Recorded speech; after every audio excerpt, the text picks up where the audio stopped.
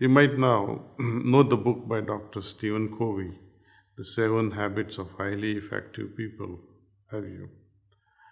I think if you have not read it, I wish you would take time and share it with your family. One of the effective habits he identifies is seek to understand before you are understood. Let me repeat. Seek to understand before you are understood. In other words, listen first. Try to understand the other person before you start talking about what you think or you feel.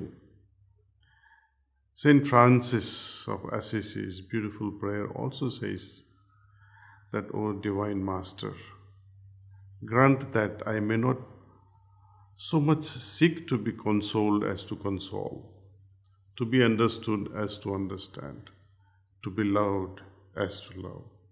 For it is in giving that we truly receive.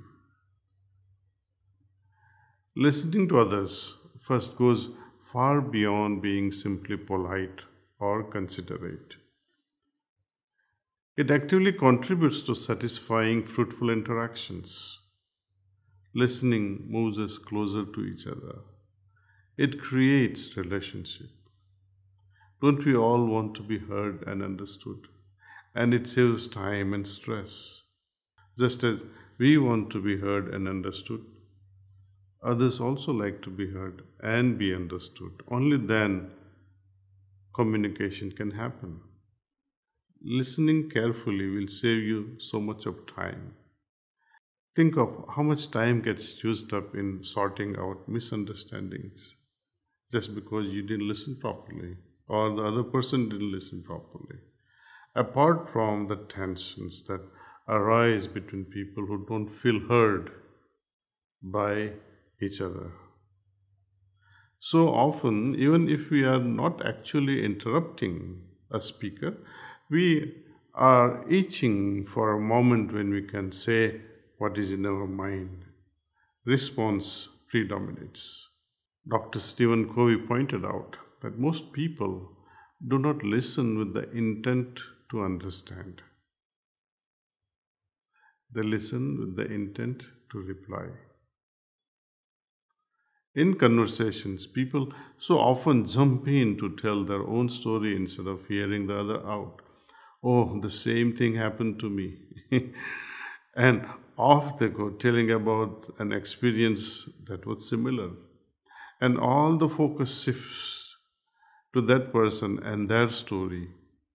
And the one who wanted to be heard is left high and dry. In heartful communication, we call these interruptions circuit breakers. Remember this word, circuit breakers, because they often disrupt the connection between people. It's almost like this, You have beautiful air conditioning working in your living room or bedroom, and there's a circuit breaking. What happens? You don't enjoy that room anymore. Similarly, when circuit breakers somehow triggers during communications, during discussions, it also interrupts the flow of our discussion. We offer unwanted advice in so many diverse ways.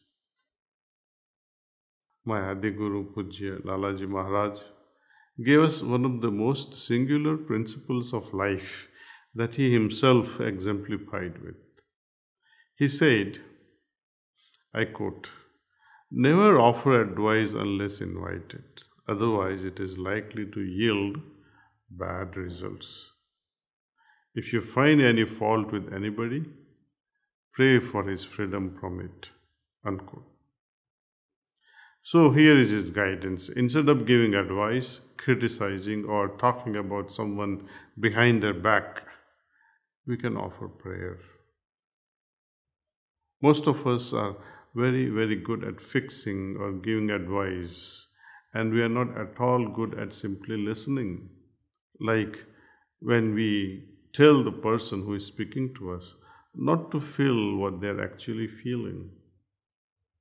Don't be sad, or don't be angry, or don't be scared. We often say such things. It doesn't really help.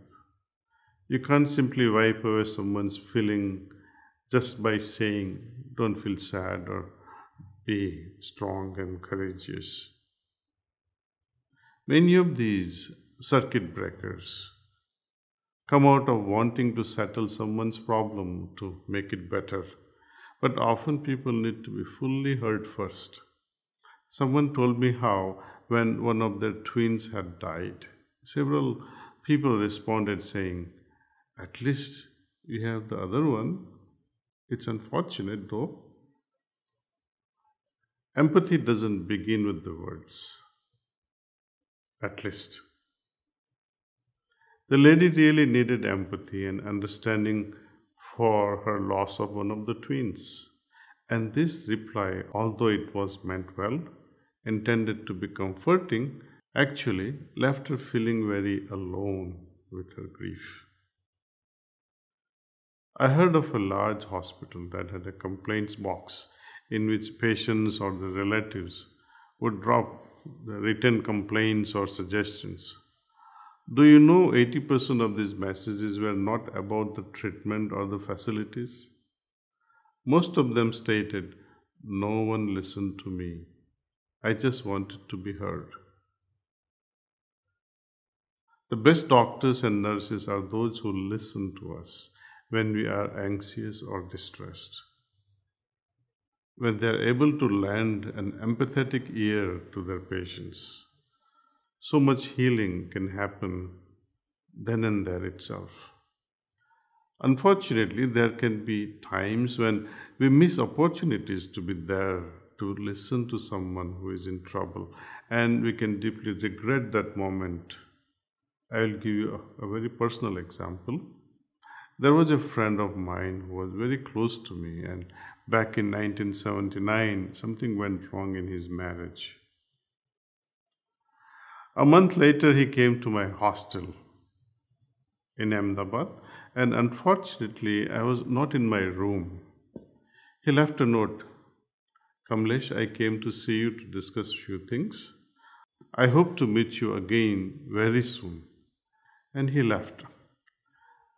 A week later, I heard the news that he had committed suicide. If I had the opportunity of listening to him, this was not a deliberate attempt. In not listening, it just happened like that. I could have maybe changed someone's life. When people can share their experiences, I don't just mean tragic situation like that one, but when people can tell their stories, they find it easier to manage their circumstances. And there can be profound spiritual benefit. We reduce the burden of some scars by listening properly. Sometimes maintaining silence, not a single word spoken, can grant someone a heartfelt satisfaction. For example, attending someone's funeral and later on visiting that family every evening. Speak no word, just be there. That is more than enough. There is more I would like to share about empathy and heartful listening, particularly when we are under pressure or in conflict situations. So we will continue with this next week. Lastly, here is an interesting fact. The word listen contains the exact same letters as the word silent. Prayer and meditations are the ways to listen to our inner self and have inner dialogue with God. In silence, we connect and are ready to listen to God. This week, I invite you all to begin your morning practice of meditation with heartfulness prayer. Begin your meditation in a prayerful state. Say the words of the prayer quietly to yourself and then reflect on them for a few minutes. This prayerful approach can give a special charge to our meditational practice. Try to hold on to that feeling during the day, and whenever you are in conversation, try and be as quiet as possible from inside, remaining absorbed in your inner state, giving full attention to whoever you are with, even if it's just a moment's exchange between you.